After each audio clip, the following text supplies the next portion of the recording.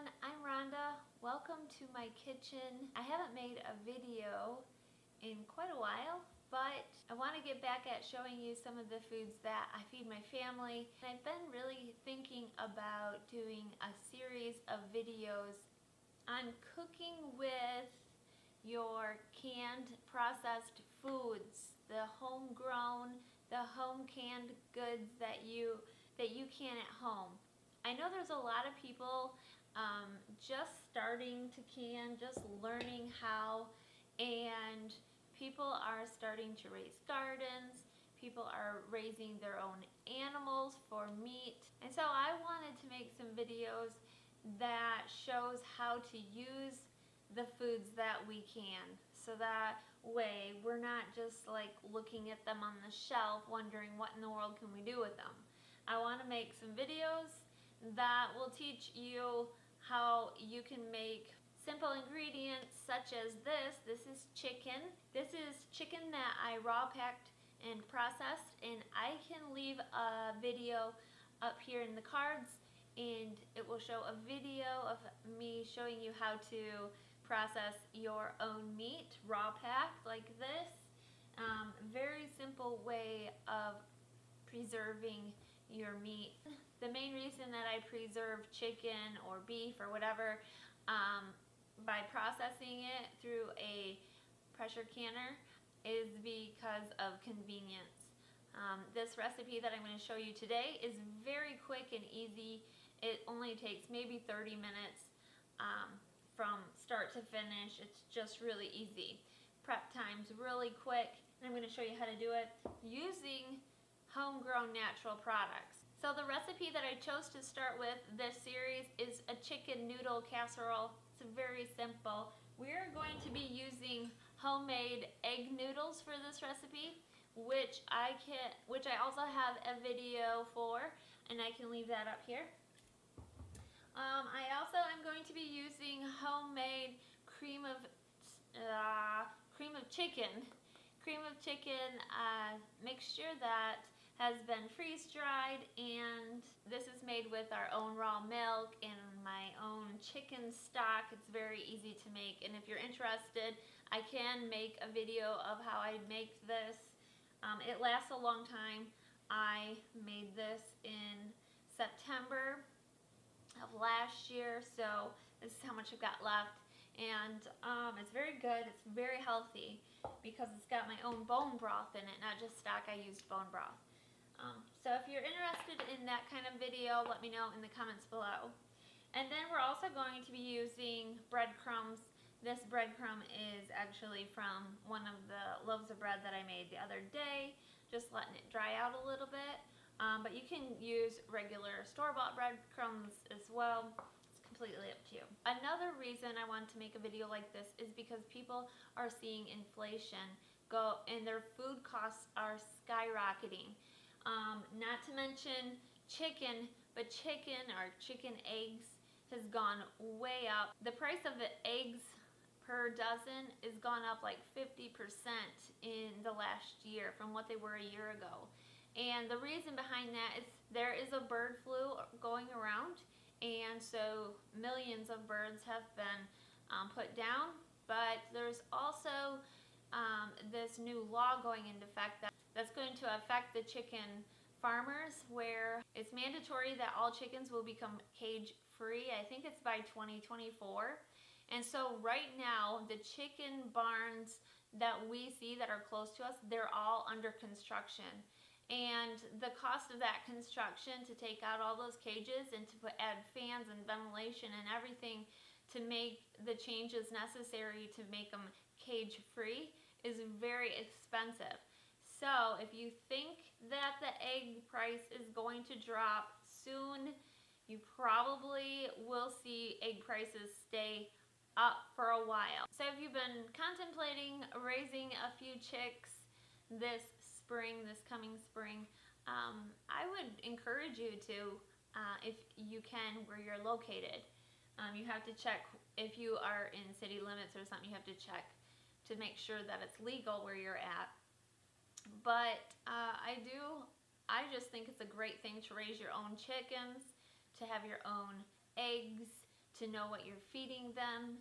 And I have every day, I have a fresh supply of eggs that our family can eat. So that's just on the side note. I'm going to get started with this recipe because I've been talking too much. To start with, I have a pot of water that is being brought up to a boil. We're going to add our noodles, our egg noodles to that. I will give you the measurements of a single batch, but I'm doubling it because, well, I have some hearty eaters in my family and they can eat a lot. So if I have leftovers tomorrow, that is always a plus. Mackenzie can take them to work or eat them for lunch the next day. I'm always in favor of leftovers. So I'm using 4 cups of egg noodles in this recipe. But if you have a smaller family and you don't need 4 cups of noodles, go ahead and just put 2 cups of noodles in. Now, if you want, you can buy your own noodles. You don't have to make your own. So it's completely up to you what kind of noodle you use. You're gonna have to forgive me here, but I'm going to be using some store-bought peas, carrots, mixed. I think the recipe originally said just peas and carrots, but I have just mixed vegetables. This bag is like under $1. And the price of the noodles was just pennies because I got the eggs from my chickens and it only takes a little bit of flour to make this. So that's all egg noodles is. The chicken, I'll kind of cut this down by price. The chicken is just under 2 pounds and I can raise my meat birds for just over $1 a pound. So I think I have about $2 worth of meat in here. So we've got $1, $2 so far. And then if you use a can of cream of chicken soup, that's completely up to you. I'm going to be using my homemade, so I have to get this reconstituted. And this is just pennies for me too. It's bone broth and it's some spices and it's raw milk from our cows. So this is really just pennies also, the amount that I'm going to use. Okay, my noodles are just about done, so I'm getting ready to strain those. Then I have this other stock pot that I'm going to be kind of just mixing everything together to get it hot, which will save time so that it doesn't have to do so much in the oven. Alright, so what I'm going to start with is my chicken. Now my chicken had about a cup, just over a cup of broth in it that it makes itself when it cooks in the processing. So I saved that 1 cup. Then I had to add a little bit of water because I'm going to be using that to reconstitute. I'm going to be using that to reconstitute my cream of chicken soup. Now, like I said, if you don't have cream of chicken soup, just add 1 can of 10-ounce cream of chicken.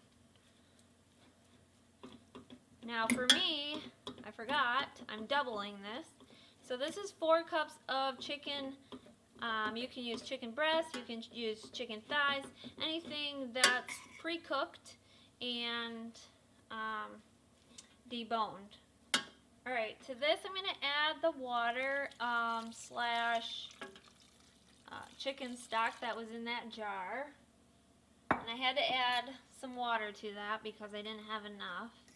To that we're going to, and I'm going to turn the heat on. To that I'm adding 1 cup of my cream of chicken powder. That was a 1/2 cup, so I need 1 more cup.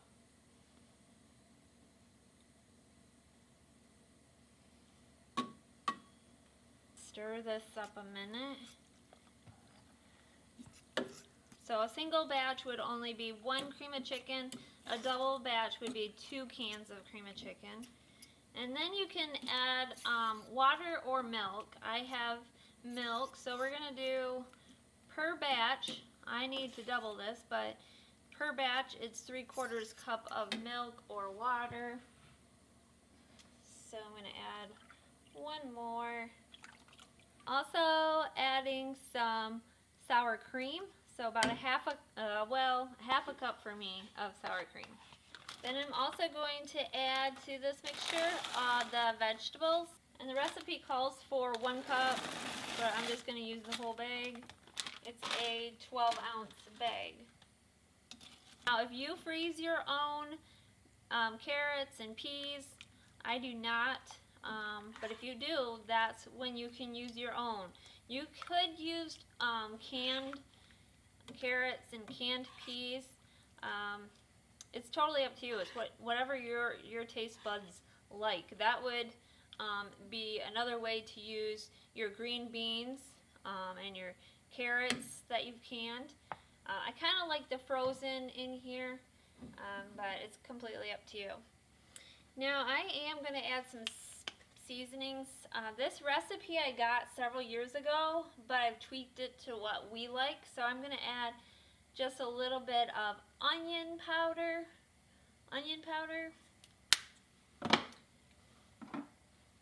and a little bit of garlic powder,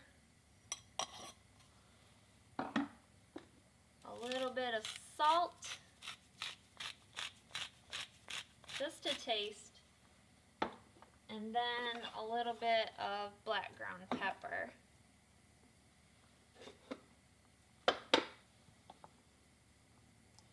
Okay, I'm just going to heat this. It doesn't have to come up to a boil or anything, but I'm just heating it because that way it's quicker when you go to put it in the oven. It doesn't have to be in the oven quite so long, so it's up to you. You don't even have to heat it. You can mix this all together in your casserole and your casserole dish, and you can just mix the noodles in with it just like that. Alright, so while the meat is warming, I am going to show you the topping. Now this topping is kind of optional, so if you don't want to use this or make the topping, you don't have to. And if you don't want to use breadcrumbs, you can also use those French fried onions. Alright, so I've got some parsley that I freeze dried from last season's garden. I'm just going to put in just a little, mix it in there. And then I have a couple tablespoons of butter here. I probably could have put them in first, but probably could have put that in first, but it's fine. Stir that up. Alright, and then I have some Italian seasoning, and I probably could use measurement. I'll probably just use like a half a teaspoon of that, or I could have used a whole teaspoon since I doubled it. And then salt and pepper to taste. So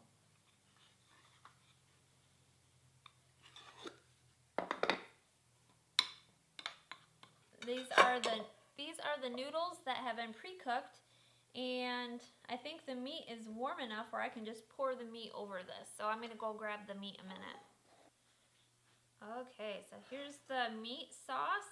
We're going to pour it right over top.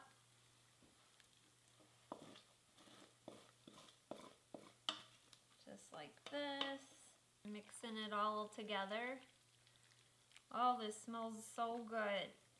Now, one thing that the recipe does not call for, but I like to add, is some cheese to this. So it doesn't matter what kind of cheese you have.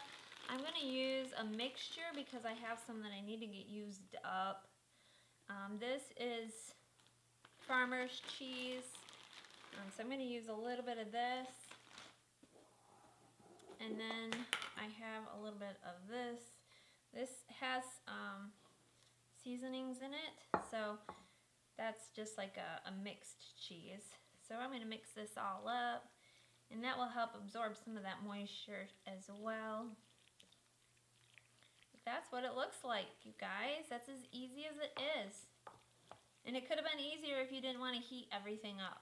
I'm going to sprinkle it with just a little bit more shredded cheddar. Just like that. And then I'm going to go ahead and put my breadcrumbs right over top of this. And I'll probably use my hands for this, but don't worry, I have washed. Probably could have made a little bit more breadcrumbs, but it'll be good. This adds a little bit flavor to it. Now, if you're making this as just a single recipe, put it in an 8x8 dish. I'm using a 9x13 because I doubled it. We're going to stick this in a 400-degree oven, and it should be ready in about 15 to 20 minutes or until it's bubbly.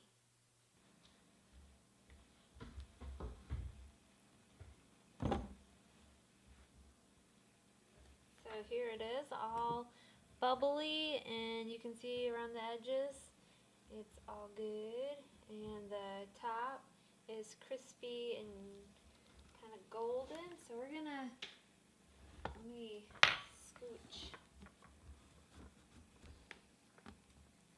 show you what this looks like.